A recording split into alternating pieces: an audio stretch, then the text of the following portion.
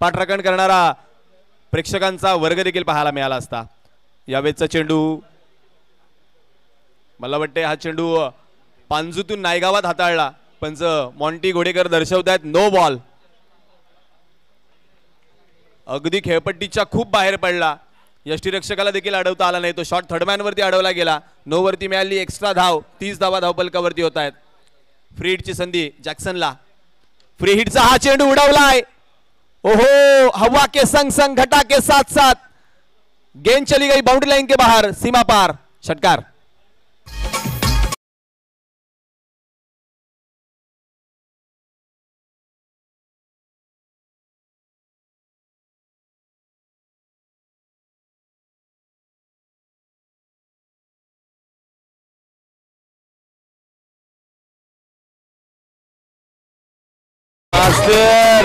जॅक्सनच्या bat मधून आतापर्यंत हा दुसरा षटकार जो आपल्याला पाहायला मिळाला। कमी चेंडूमध्ये अधिक धावा, अधिक वेगानं कशा बनवाव्या यावेळेस मात्र मूर्तिमंत उदाहरण मैदानाच्या आतमध्ये जॅक्सन फलंदाजी करत असताना।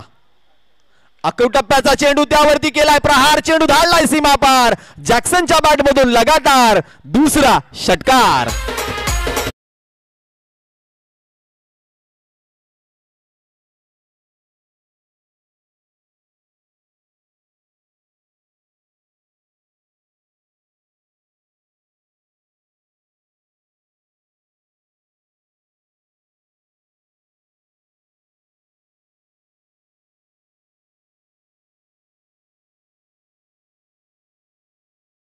दोन चेंडूवरती दोन षटकार, पहिला चेंडू नो, त्याच्यावरती आली अतिरिक्त धाव। आतापर्यंत दोन चेंडूंमध्ये धावा तब्बल 14 खर्ची घातल्यात गोलंदाज साहिलनं।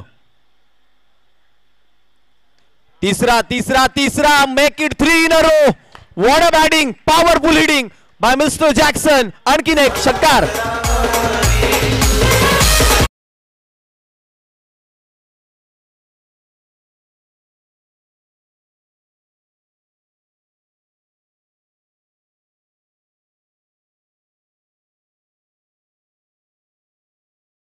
Master, what confident stroke.